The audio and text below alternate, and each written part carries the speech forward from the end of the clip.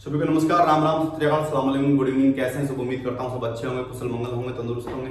आज हम पढ़ेंगे उन मनोविज्ञान के बारे में जिन्होंने बच्चों के नैतिक विकास में उसके मोरल डेवलपमेंट के बारे में बताया है। उनकी बहुत सी कहानियां, 11 कहानियां, उनमें से एक कहानी प्रसिद्ध जो बच्चों को बताकर वो अक्सर बताया करते थे। उनसे पूछा करते थे कि उनका नैतिक विकास, उनके सोचने समझने की क्षमता, उसके तर्क वितर्क करने की क्षमता कैसी है। वो कौन थे? वो थे अपने लॉरेंस कोहलबर्ग। कौन थे? लॉरेंस कोहलबर्ग, इनका पूरा नाम था। ये थे अपने अमेरिका से थे। हर बार हर टेट का एग्जाम, किसी का भी, कौन से भी टेट का, ऊपर सी टेट में तो हर बार एक पर्सन इनसे पूछा ही जाता है। थ्योरिकल नहीं पूछा था, जा उदाहरण देके व्यवहारात्मक प्रश्न पूछे जाते हैं। थ्योरिकल प्रश्न आजकल हर टेट में बंद हो गए। कोई डेफिनेशन आ गई, किसी का सिद्धांत का नाम आ गया, वो बात अलग है। व्यवहार से जोड़ के व्यवहारिक प्रश्न पूछे जाते हैं। आराम से करेंगे, छोटा सा टॉपिक है, 1 नंबर आपको सुनिश्चित हो जाएगा। तो चलिए शुरू करते हैं। लाइक शेयर सब्सक्राइब कर दीजिए। अगर चैनल पे नए हो तो सब्सक्राइब भी कर लीजिए और आपको पीपीटी सारी मिल जाएगी टेलीग्राम चैनल पे, वो भी ज्वाइन कर लीजिए। तो हम शुरू करते हैं नैतिक विकास। क्या? नैतिक विकास। नैतिक विकास क्या होता है? नैतिकता। समाज में आपने सुना होगा नाम नैतिकता। ये कार्य नैतिक नहीं है, नैतिक, अनैतिक, सही, गलत, वो होता है आपका नैतिक।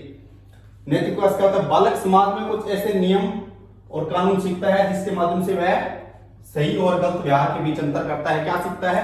ऐसे व्यवहार और नियम कानून सीखता है जिसके द्वारा वो सही और गलत का निर्णय लेता है कि ये कार्य सही है, ये कार्य गलत है। वो था आपका नैतिक विकास। बच्चे, नैतिक विकास का जो नैतिकता है उसका विकास कहाँ होता है? अपने समाज और संस्कृति में होता है। कहाँ पे? समाज और संस्कृति में। बच्चा समाज से सीखता है कि मैं ये कार्य करूंगा, ये गलत है। जैसे झूठ बोलना, बच्चे को शुरुआत से सिखाया जाता है कि झूठ बोलना पाप है। सही बोलो, सच्चे बोलो, जो भी बोलो मुंह पे बोलो बोलेंगे।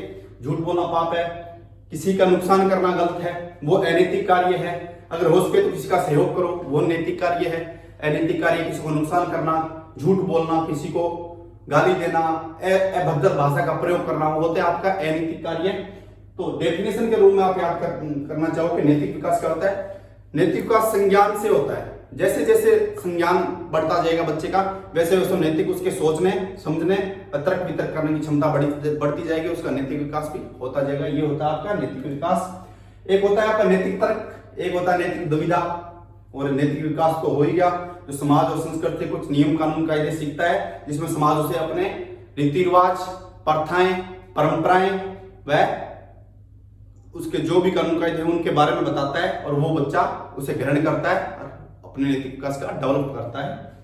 नैतिक तर्क होता है, एक होता है नैतिक दुविधा। पहले देखते हैं नैतिक तर्क क्या होता है। सही और गलत का निर्णय लेने से पहले हम जो सोचते हैं वो होता है तर्क करना, मतलब सोच विचार करना। सही और गलत का निर्णय लेने से पहले तर्क वितर्क करना। पढ़ाई पे ले लेते हैं, अपन पढ़ाई की बात कर रहे हैं। पढ़ना सही है या गलत है, उसके बारे में अपन सोच रहे हैं कि हम सीटेट की तैयारी करेंगे तो सही है या गलत है, हमें क्या बेनिफिट है, क्या इसके नुकसान है, क्या फायदे हैं, वो जब सोचने लग जाते हैं, होते हैं आपकी नैतिक तर्कना। नैतिक तर्कना संज्ञानात्मक परिपक्वता पर निर्भर करती है। आपके संज्ञान का विकास, आपके ज्ञान का विकास होगा, वैसे आपका नैतिक तर्कना मतलब सोच विचार करने का क्षमता भी बढ़ती जाएगी, आपका नैतिक विकास भी होगा। ये सिंपल सी बात है नैतिक तर्कना में।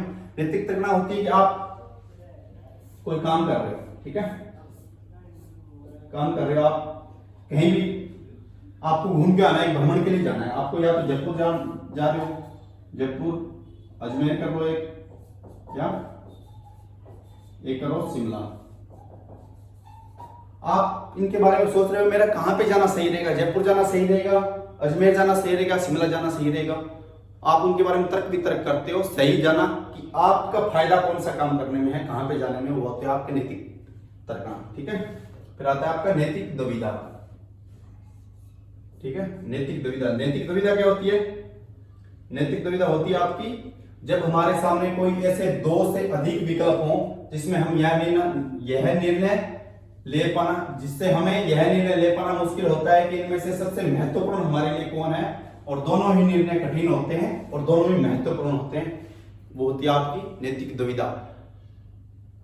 आपको सही पहचानने में कि मैं ये कार्य करूंगा तो मेरा ये बेनिफिट है, मैं इसको सिलेक्ट करूंगा तो मेरा ये बेनिफिट है, दोनों आपके लिए सही होते हैं। ए भी सही होता है, बी भी सही होता है, पर आप उसमें से एक को सिलेक्ट नहीं कर पाते, आप एक को अपने पास नहीं रख पाते, वो होते हैं आपके नैतिक दुविधा। जैसे अपन बात कर लेते हैं, आपका सिलेक्शन हो गया, ठीक है, आपकी जॉब लग गई, किसमें? केवीएस में लग गई, दूसरी किसमें लग गई? आपकी एनवीएस, आपके दोनों में जॉब लगी, ठीक है। अब आप ये निर्णय नहीं ले पा रहे हो कि आपको ज्वाइन कौन सी करनी है, दोनों तो आप एक साथ कर नहीं सकते। जब आप ये सोच नहीं पा रहे हो, समझ नहीं पा रहे हो कि मैं कौन सी केवीएस की ज्वाइनिंग करूं या एनवीएस की ज्वाइनिंग करूं, वो थी आपकी नैतिक दुविधा, जिससे हेंज है, उसकी कहानी बताएंगे। फिर वापस आपको ये नैतिक तर्कना और नैतिक दुविधा दोनों बताएंगे कि ये क्या होती है। जैसे हेंज ने चोरी कर ली थी अपनी पत्नी के लिए, उन्होंने दवाई, चोरना सही था उसके लिए या नहीं चोरना सही था, वो डिसीजन नहीं ले पा रहा था कि मैं चोरूंगा तो ये समाज मेरे को गलत समझेगा, मुझे सजा हो जाएगी, अगर मैं नहीं चोरूंगा तो मेरी पत्नी मर जाएगी। तो वो दोनों दुविधा में था। फिर उसने लास्ट में डिसीजन लिया कि मैं चोर लेता हूं, मेरी पत्नी तो बच जाएगी। जब वो दोनों में फंसा होता है कि कर लूं ना करूं, कर लूं ना करूं, एक को पकड़ूं कौन से को पकड़ूं। अपन रियल लाइफ एग्जांपल पे लेके देखते हैं। कुछ लड़के होते हैं, कुछ लड़कियां होती हैं जिनके दो दो पार्टनर होते हैं। जब उनको डिसीजन लेना होता है कि मैं एक को टाइम दे पाऊंगा, एक को टाइम दे पाऊंगी, तो वो दोनों में से एक को सिलेक्ट करता है, ठीक है, जो बेस्ट होता है उसके लिए, जो उससे उसके लिए महत्वपूर्ण होता है, उसके लिए खास होता है, जो अपना फायदा देखती है। दोनों में ही सेम कैटेगरियां होती है कि वो भी प्यार करता है, वो भी प्यार करता है। लड़का होता है कि वो भी प्यार करती है, वो भी प्यार करती है। जब एक पार्टनर, ये भी उसकी एक गर्लफ्रेंड है, ये उसकी दूसरी गर्लफ्रेंड है, तो उन दोनों में से वो एक को सिलेक्ट करता है कि मैं कौन सी के साथ रहूं। वो नैतिक दुविधा में होता है, वो उसको भी नहीं छोड़ सकता, पहली वाली को, दूसरी वाली को भी नहीं छोड़ सकता, और टाइम दोनों को देना पड़ता है। सोचता है फिर कि क्या करूं। जो वो डिसीजन ले पाता होता है नैतिक दुविधा, और जो सोचता है वो होती है आपकी नैतिक तर्कना। सीधा सा बात है। अब चलते हैं अपन आगे। कोहलबर्ग बच्चों को हिंज मान लो, हिंज मान लो। कोहलबर्ग बच्चों को हिंज की दुविधा वाली कहानी सुनाते। कोहलबर्ग थे ना, वो नैतिक विकास का सिद्धांत दिया था उन्होंने कि बच्चे का नैतिक विकास, सोच समझ, तर्क वितर्क की क्षमता कैसे डेवलप होती है बच्चे में। उसमें उनकी कितनी कहानी थी, अगर पूछे कोहलबर्ग की नैतिक विकास की कितनी कहानी है, कुल कितनी थी? कुल थी 11 कहानियां। कितनी थी? 11 कहानियां थे। कोहलबर्ग कहां के थे? कोहलबर्ग थे अपने अमेरिका के। इतना डीपली आपको सीटेट में नहीं पूछा। अगर कोई अदर टेट होता, जैसे जीट होता है, स्टेट होगा, यूपी टेट होगा, पीटेट होगा, अगर अदर टेट होता ना तो पूछ लेता। सीटेट में आपको डीपली नहीं पूछा, उसमें आपको व्यवहारात्मक प्रश्न पूछे जाएंगे, वो कैसे सोल्व होंगे। अगर आप रियल लाइफ से कनेक्ट करके सीखोगे तभी वो सोल्व कर पाओगे। तो अमेरिका के थे, ठीक है। कुल कितनी कहानियां थी? 11 कहानियां थी। उनमें से हिंज की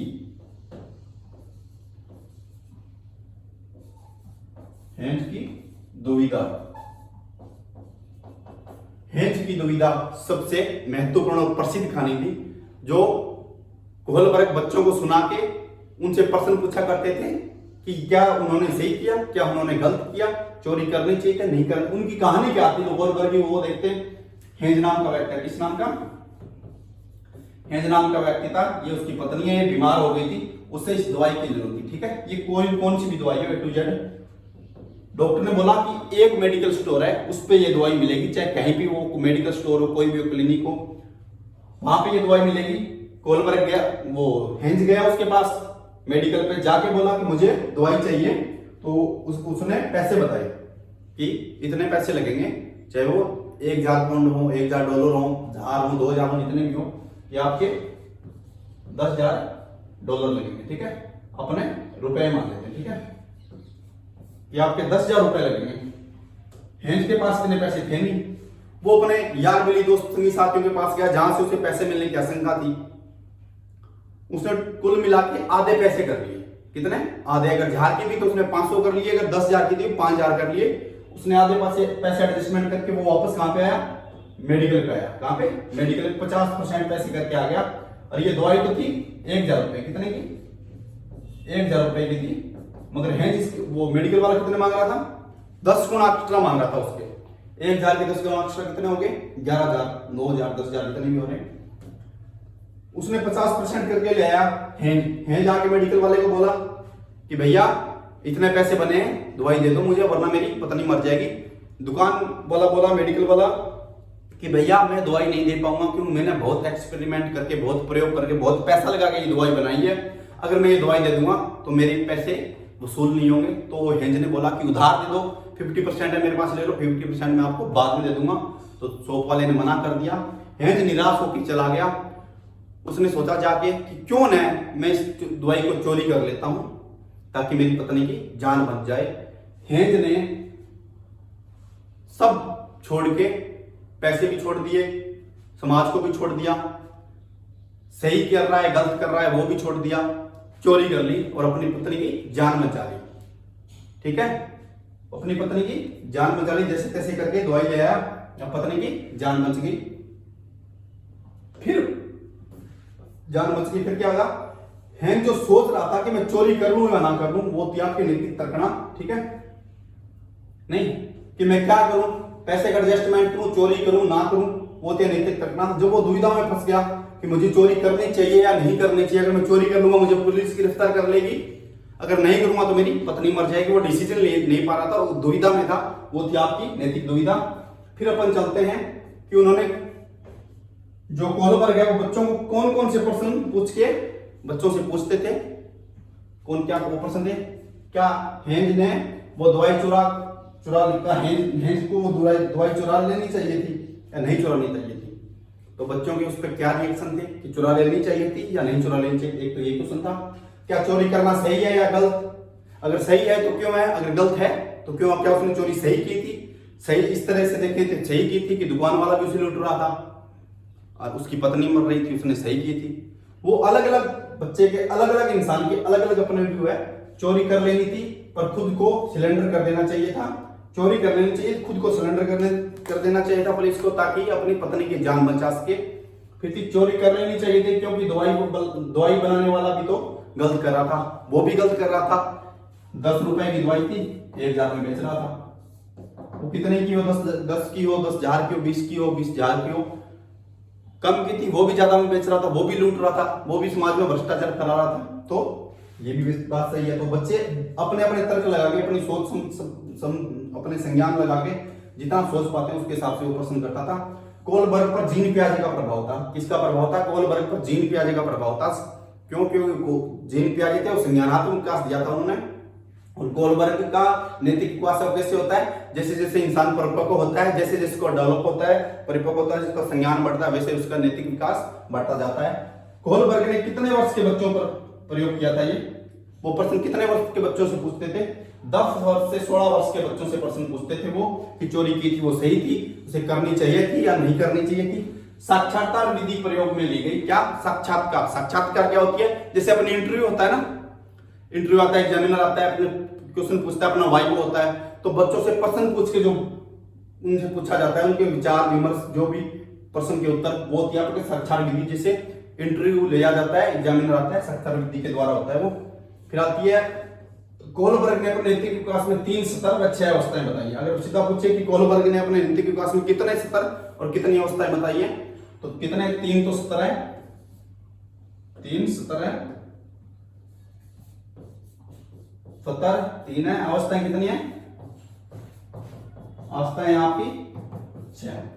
3 स्तर मतलब हर स्तर है ना आपका 1, 2 और 3, 2-2 भागों में बांटा गया। कितने भागों में, 2-2 भागों में। ये 2 ये हो गए, 2 ये हो गए, 2 ये कितने हो गए, ये 6। तो 6 तो अवस्थाएं, 3 स्तर है। पूछा जाए कि 3 कितनी अवस्थाएं कितने स्तर है, अवस्थाएं पूछे जाए तो 6 अवस्थाएं, स्तर पूछे जाए तो 3 स्तर है। पर स्तर को हर एक स्तर को 2 भागों में बांटा गया, वो अपन पढ़ेंगे। पहला है अपना पूर्व परंपरागत स्तर, प्री कन्वेंशनल स्टेज। कौन सी स्टेज, प्री कन्वेंशनल स्टेज। कहां से कहां तक है ये, प्री कन्वेंशनल स्टेज थी आपकी 4 वर्ष से 10 वर्ष तक। कितनी मानी गई, 4 वर्ष से 10 वर्ष तक के बच्चे होते हैं, वो होते हैं पूर्व परंपरागत स्तर पे, पूरे परंपरागत स्तर पे, जिन्हें समाज की परंपराओं, रीति रिवाजों, उनका ध्यान नहीं होता। वो किसके बेस पे कार्य करते हैं, दंड या स्व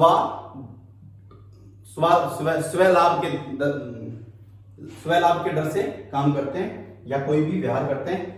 इस स्तर में बालक व्यवहार को अच्छा या बुरा भौतिक परिणाम के आधार पर करता है कि मैं ये करूंगा तो लोग मुझे अच्छा कहेंगे, बुरा कहेंगे, या फिर मैं सही हूं, मैं गलत हूं, ये सोच के नहीं करता कि लोग क्या कहेंगे, ये सोचता है कि मैं सही हूं या नहीं हूं, वो स्वयं लाभ देखता है। इस तरह में बालक के नैतिक तर्क भारी पुरस्कार एवं दंड से नहीं उत्पन्न होते हैं।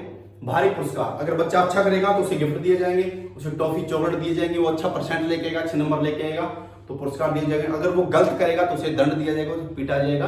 तो किस पे होते हैं? बालक के नैतिक तर्क, उसके कार्य करने के ढंग, उसके कार्य करने का व्यवहार, किसी से बातचीत करने का व्यवहार, जिसको होता है नैतिक तर्क भारी पुरस्कार व दंड से। मित्रों, अगर कोई गेस्ट आता है घर पे तो बच्चे उसके चरण स्पर्श करते हैं, उनसे नमस्कार करते हैं, गुड इवनिंग, गुड मॉर्निंग, जो भी टाइम होता है वो इसलिए करते हैं कि उसके घर वाले उसे डांट ना मारे, वो दंड और पुरस्कार के लिए करता है। ठीक है, तो उसके रिश्तेदार उसे बोलेंगे शाबाश, बहुत अच्छा है, समझदार है, ये वो होता है आपका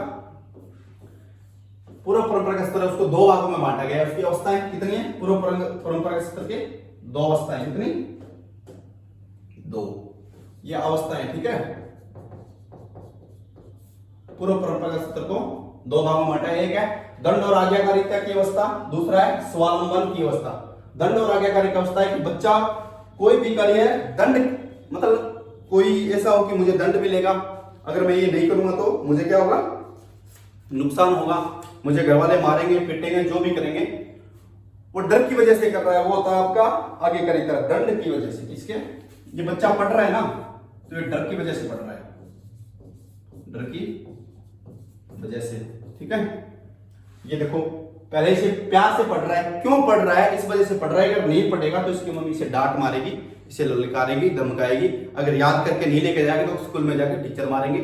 ठीक है, तो हेज ने जो दवाई चुराई थी, अगर वो दवाई चुरा लेता तो उसे पुलिस पकड़ के ले जाती, उसको ये डर था। अगर वो नहीं चुराता तो उसकी पत्नी मर जाती। ठीक है, वो खुद का भी लाभ देख रहा था उसमें कि उसका क्या लाभ होगा, दवाई चुरा लेगा तो उसका लाभ होगा, उसकी पत्नी बच जाती। अगर नहीं चुराता तो उसको डर था, अगर चुरा लेता तो क्या होता कि उसे पुलिस पकड़ ले जाती, गिरफ्तार हो जाता। अगर चुरा ली तो उसकी पत्नी बच गई, वो खुद का लाभ देख रहा है। बच्चा पढ़ेगा वो डर के मारे पढ़ेगा। ठीक है, दूसरा अनुशासन में भी रहेगा, तो किसकी वजह से रहेगा? डर की वजह से रहेगा। स्वावलंबन ये होता है कि आप मुझे क्या दोगे, मैं आपके लिए ये करूं तो आप मेरे लिए क्या करोगे। जैसे बच्चे को अपन चिप्स मंगवाते हैं, चाहे घर में कोई भी वस्तु मंगवाते हैं, तो उसे क्या बोलते हैं कि जुदा 50 रुपए के सामान लेना, 10 रुपए की तेरी टॉफी लेगा। अगर उसे हम 10 रुपए की टॉफी चिप्स के लिए पैसे ना दे तो बोलेगा मैं नहीं दूंगा। और उसे बोल दें तू 5 रुपए का कुरकुरे लिए, 5 रुपए की चिप्स लिए, तो भाग के जाएगा। वो सोच रहा है कि इस काम को करने में मेरा क्या फायदा है। वो होता है आपका स्वलाभ की अवस्था। ठीक है, फिर चलते हैं नेक्स्ट। इसमें सौदा होता है। ठीक है, कि आप मेरे टिट फॉर टैट, जैसे को तैसा। अगर आप मेरे अच्छा करोगे तो मैं आपको अच्छा करूंगा। होता था ना, मतलब 4 से 10 साल के बीच में, अगर सामने वाले ने आपको गाली दी, आपने उसको गाली दी। अगर सामने ने आपको थप्पड़ मारा, आपने उसके 2 थप्पड़ मारे। वो होती है स्वलाभ की, आप स्वयं लाभ की अवस्था। फिर चलते हैं अपन परंपरागत स्तर। ये कोहलबर्ग के नैतिक विकास का दूसरा स्तर है। इसकी भी 2 अवस्थाएं हैं। पूर्व परंपरागत स्तर की भी 2 अवस्थाएं थी। इसकी कौन कौन सी है? इसे बोलते हैं कन्वेंशनल स्तर। क्या? Conventional stage. स्तर नहीं, स्टेज इंग्लिश में लिखेंगे तो क्या लिखेंगे? स्टेज।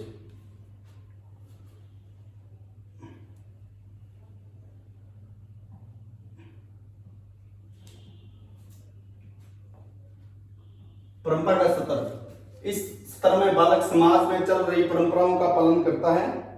किस स्टेज में? कन्वेंशनल स्टेज में। इस तरह बालक समाज में चल रही परंपराओं का पालन करता है। बालक दूसरों के नैतिक मूल्यों को अपनों में आंतरिकृत कर लेता है। दूसरों के नैतिक मूल्यों को आंतरिकृत करता है, अपने अंदर ढाल लेता है, अपने अंदर उनका स्थायित्व कर लेता है कि जो लोगों को देख के सीखे। ठीक है, क्या? लोगों को देख के सीखता है कि मैं ये करूंगा तो मुझे क्या बोलेंगे, अगर मैं पढ़ूंगा अच्छे नंबर लेके आऊंगा तो मुझे क्या बोलेंगे, अगर मैं फेल हो जाऊंगा तो मुझे क्या बोलेंगे। अगर एक बच्चा अच्छे नंबर लेके आ रहा है, उसको पुरस्कार दिए जा रहे हैं, उसको सम्मानित किया जा रहा है, उसको शाबाशी मिल रही है, वो किस स्तर में आएगा? परंपरागत स्तर में आएगा। जब बालक समाज में चल रही परंपराओं का पालन करता है, किसका पालन करता है? समाज में चल रही परंपराओं का पालन करके सीखता है, वो होता है आपका परंपरागत स्तर। सीधा पड़ा है परंपरागत स्तर। परंपरागत स्तर समाज में चली जा रही परंपराओं का पालन कर सीखता है, उनको अपने अंदर ढाल लेता है। इसकी भी 2 अवस्थाएं हैं, अच्छा लड़का अच्छी लड़की। दूसरा है कि वो कुछ सम्मानजनक शब्द जिनको बच्चा सुनने के लिए हमेशा रेडी रहता है कि मैं ऐसा क्या करूं कि मुझे लोग शाबाशी दें, मैं इस काम को किस तरीके से करूं कि लोग मुझे शाबाशी दें। ठीक है, उसमें परीक्षा में अच्छे प्राप्त करने पर बधाई, अगर मैं अच्छे नंबर लेके आऊंगा, अगर मैं टॉप करूंगा, अगर मैं 90% लेके आऊंगा 10th 12th में, तो मुझे शाबाशी देंगे, सब ऐसे बोलेंगे शाबाश बहुत अच्छा है, शाबाश बहुत अच्छी है। अच्छा लड़की अच्छा लड़का सुनने के लिए कौन सी स्टेज होती है आपकी? परंपरागत स्टेज या कन्वेंशनल स्टेज। ठीक है, फिर सामाजिक व्यवस्था की व्यवस्था, अच्छे नंबर लेके आऊंगा, मुझे सम्मानित किया जाएगा और मुझे खुद की तारीफ सुनने के लिए कार्य करता है, खुद की तारीफ सुनने के लिए रेडी होता है, वो होती है आपकी अच्छा लड़का। फिर आते हैं सामाजिक व्यवस्था की व्यवस्था, समाज में जो नियम कानून कायदे बनाए गए हैं उनको ब्रेक ना करके मैं उनकी पालना करूं, ताकि मुझे इस समाज में इज्जत मिल सके और मुझे एक अच्छा व्यक्ति समझा जाए, वो होती है आपकी सामाजिक व्यवस्था की अवस्था। इसमें क्या होता है, सत्ता एवं सामाजिक में जो कानून बनाए गए सरकार के और समाज में, जो कि अगर आप रोड जा रहे हो और मैं रेड लाइट क्रॉस कर दूंगा, अगर मैं रेड लाइट क्रॉस कर दूंगा तो मुझे सजा मिलेगी। अगर मुझे क्रॉस करनी पड़ गई, अगर आपके किसी के फैमिली मेंबर का कोई भी दुर्घटना हो जाए, आगे रेड लाइट लगी है, तो आप क्या करोगे? मैं सजा भुगत लूंगा, कोई बात नहीं है, पर उसके पास तो जाऊंगा रेड ब्रेक करके, ब्रेक कानून ब्रेक करके चले जाना। फिर आता है कि समाज जिन जिन लोगों की इज्जत कर रहा है, ठीक है, कानून के खिलाफ या नियम तोड़ने से संबंधित जो भी होते हैं वो होते हैं आपके सामाजिक व्यवस्था में। समाज के द्वारा जो व्यवस्था बनाई गई है, कानून कायदे बनाने गए हैं, उनको नहीं तोड़ूंगा, अगर तोड़ूंगा तो क्यों तोड़ूंगा। जैसे अच्छा लड़का अच्छा लड़की, अगर मैं दुआई भेजने क्या था कि अगर मैं दुआई चुरा दूंगा तो मुझे लोग बुरा बोलेंगे कि ये तो चोर है, ये तो वो है, फलाना है, धिकड़ा है। तो अच्छा लड़की मुझे अच्छा नहीं बताएंगे, मुझे बुरा बताएंगे। अगर मैं दुआई चुरा लूंगा, ब्रेक तोड़ के अगर चोर लूंगा तो क्या हो जाएगा? मेरी पत्नी बच जाएगी, मुझे तो जेल में जाना पड़ेगा, पर मेरी पत्नी तो बच जाएगी। वो होता है आपका सामाजिक व्यवस्था की अवस्था में। ठीक है, फिर चलते हैं अपन तीसरी और लास्ट, उत्तर पारंपरिक स्तर, पोस्ट कन्वेंशनल स्टेज। नैतिक विकास का सबसे उच्चतम स्तर है, ये क्या है? सबसे उच्चतम स्तर। कितने तक है? कितनी है उसकी? पहले वाले की कितनी थी? 10 से 13 से ऊपर होती है, वो होती है आपकी 13 वर्ष से अधिक। ठीक है, 13 वर्ष से अधिक होती है उत्तर पारंपरिक की, उत्तर पारंपरिक पोस्ट कन्वेंशनल स्टेज की जो समय अवधि मानी गई 13 वर्ष से अधिक मानी गई है। विकास का सबसे नैतिक विकास का सबसे उच्च स्तर है। बच्चों में नैतिक आचरण पूर्णतः आंतरिक नियंत्रण में होता है। वो जैसा उन्हें जैसा जो सही लगता है वो करते हैं। वो समाज की भी नहीं सुनते, वो किसी की भी नहीं सुनते, उन्हें जो सही लगता है वो करते हैं। किसमें? पोस्ट कन्वेंशनल स्टेज में। ठीक है, अब इसकी दो अवस्थाएं वो कर लेते हैं।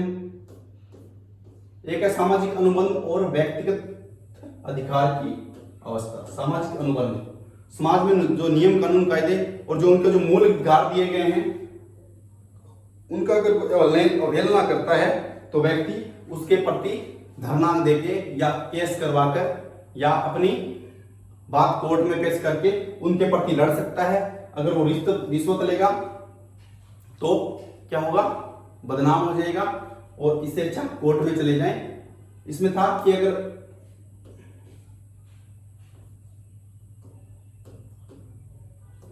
अपने जैसे पेपर लीक हो जाते हैं उनके प्रति अपन क्या करते हैं? धरना देते हैं। कोई भी अपने मूल अधिकार का शोषण हो रहा है तो उसके प्रति अपन क्या करते हैं? कोर्ट में पेश कर देते हैं, पुलिस को बोलते हैं, जो भी अपना नैतिक दायित्व क्या करते हैं।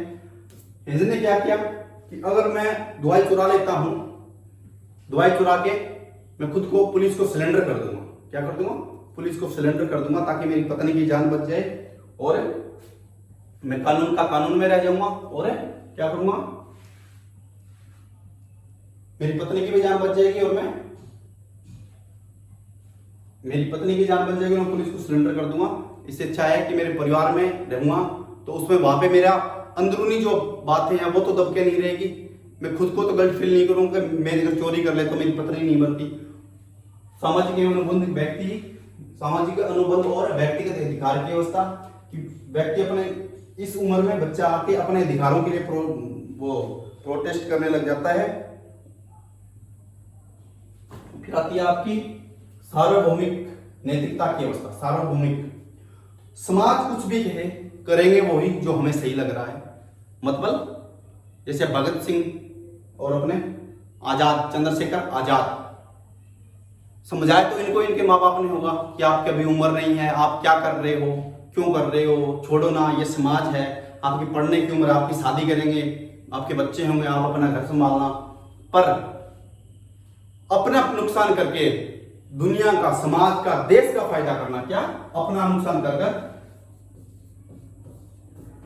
खुद का नुकसान कर देश, समाज, समुदाय और मानवता,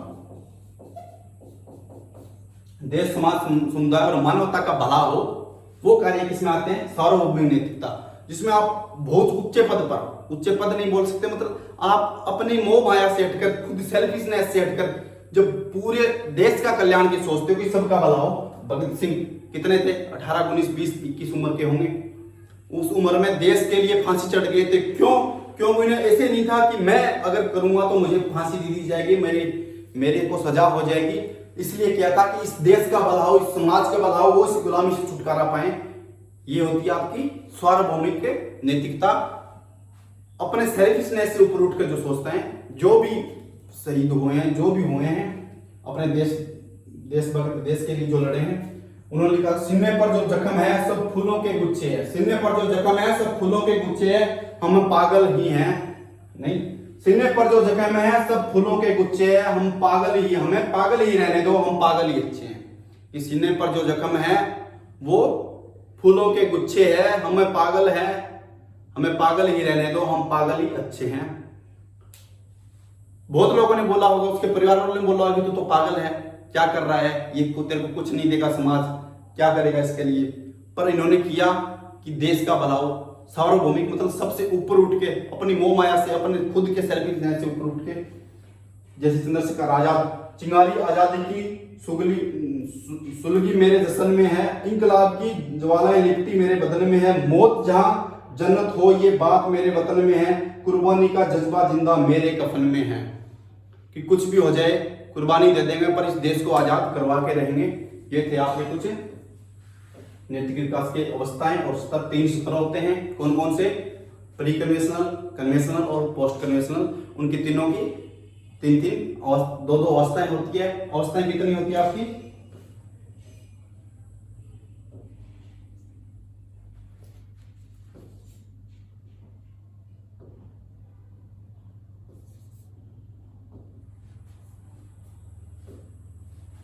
एक छोटा सा डायग्राम से समझ लेते हैं। पहला होता है आपका पूर्व पारंपरिक स्तर। कौन सा? पूर्व पारंपरिक स्तर। कहां से? 4 से 10 वर्ष तक। इसमें ये इसकी 2 अवस्थाएं कौन कौन सी? दंड और आगे का रहता है की अवस्था। दूसरी अवस्था है स्वलाभ की अवस्था। टिट फॉर टैट, आप मेरे लिए क्या कर, मैं आपके लिए ये करूं तो आप मेरे लिए क्या करोगे। फिर होती है आपकी परंपरागत स्तर। कौन सी? Conventional stage. कौन सी? Conventional stage. एक खास कब होती है? 10 से 13 वर्ष। सामाजिक व्यवस्था की अवस्था, अच्छा लड़का अच्छा लड़की सुनने की अवस्था, कि मैं क्या काम करूं जिससे लोग मुझे, मेरी सराहना करें, मेरी शाबाशी करें, वो होती है आपकी पारंपरिक स्तर। फिर होता है उत्तर पारंपरिक, इसकी होती है 13 वर्ष से के बाद। सार्वभौमिक नैतिकता, दुनिया के लिए करना, समाज के लिए करना, अपने आप को छोड़ के, अपना नुकसान करके दूसरों को करना। समाज को और व्यक्तिगत अधिकार की अवस्था, अपने अधिकारों के लिए लड़ना, भ्रष्टाचार के खिलाफ लड़ना, ये होता है आपका सार्वभौमिक। इसकी फिर एक क्या थी? आलोचना की गई थी इसकी। किस वजह से? कि जो कोहलबर्ग है, अपने कोहलबर्ग ने सिर्फ ये सिद्धांत, इनका प्रयोग सिर्फ पुरुषों पे किया था। इसे क्या कहा था कि ये तो जेंडर बेस है, लिंग पूर्वाग्रह फैला रहा है। इसकी शिष्य थी, उसका नाम मेरे को याद नहीं है, उन्होंने की थी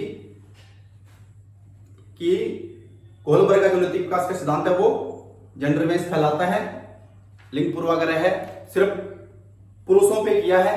पश्चिमी संस्कृति इससे मेल नहीं खाती, कुछ इसकी वो कमियां थी, इसकी वजह से इनकी आलोचना की गई थी। आज के लिए इतना ही, मिलते हैं कल नेक्स्ट क्लास में। 1 नंबर आपका पक्का है, नोट्स बना लीजिए, आपको पीपीटी मिल जाएगी। अच्छे से पढ़े, तैयारी करें। सभी को all the best, best of luck.